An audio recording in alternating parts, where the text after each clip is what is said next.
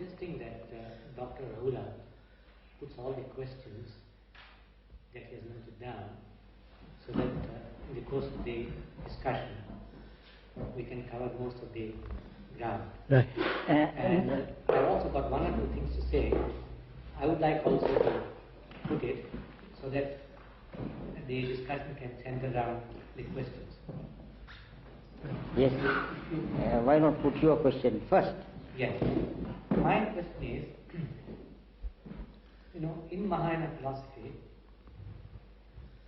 You explain what Mahayana is. yes, in the Buddhist philosophy, as coming from Nagarjuna, who was probably the greatest thinker, first century, Second.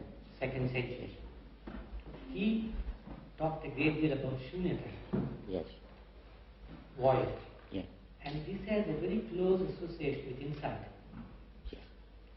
And the whole of, I believe the whole of later Buddhist thought owes its strength to this Nagarjuna's idea of shunyata as being something which is pure this time.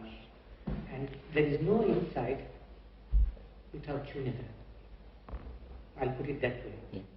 And then he also said that without understanding the outer, there's no possibility of going to the inner. Then he also made a statement which seems to be fallacious. Samsara is nirvana and nirvana is Yes. samsara. I have not. Yes. Samsara is... Sir, you're using censored words. Perhaps some of us may understand it. You have to explain it very carefully. Samsara is worldly life with all its travail, suffering and dukkha, with all its sorrow, samsara. Nirvana is a state of freedom, bliss, liberation. He said samsara is nirvana and nirvana is samsara. And this is explained by the Buddhist scholars through pratyuta samutpada. The whole thing is interrelated, conditioned origination. So this is a very powerful influence over Buddhist thought today, as I understand it. And I would like this to be examined in the context of what we have been talking.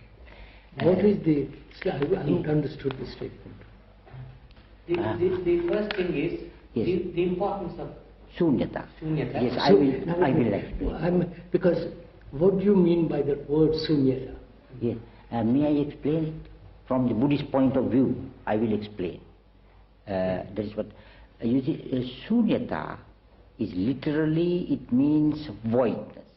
Void, empty. Emptiness. Shunyata. Nothingness. Sunyata. Nothingness. Yes. I know the meaning of meaning. it. That is a literal meaning. But the significance, it is attributed by Western Buddhist scholars mostly to Nagarjuna. That is incorrect. It is the Buddha who said this first. Yes. And Nagarjuna, as a great thinker, philosopher, developed it into a system. Yes. Whereas Buddha said in very simple way.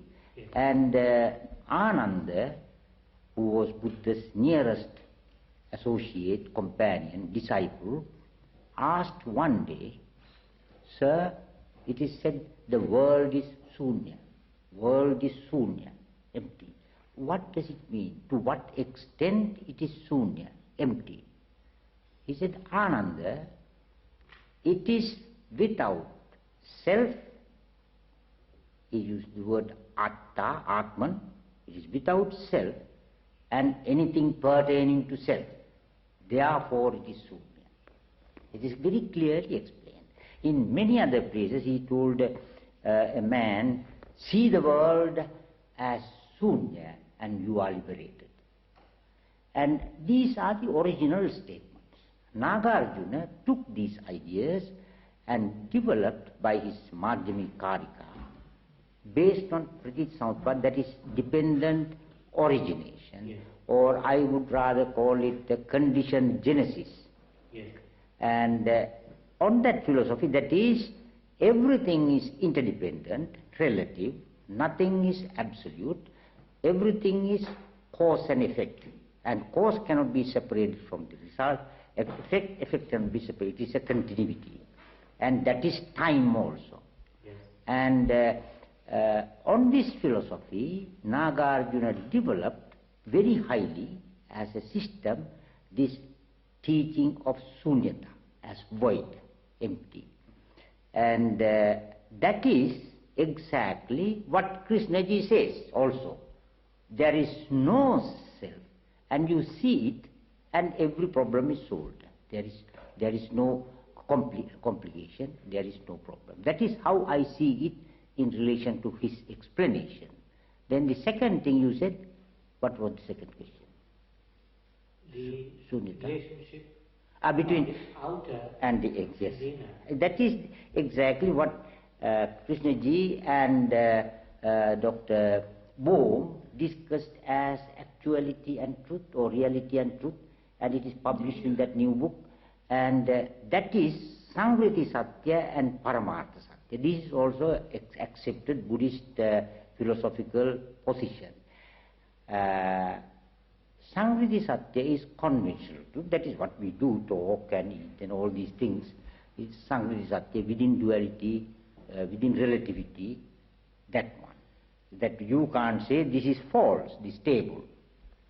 But in another sense, this is not so. But Sangriti Satya is that conventional truth. Paramartha Satya is the ultimate absolute truth. These two also cannot be separated.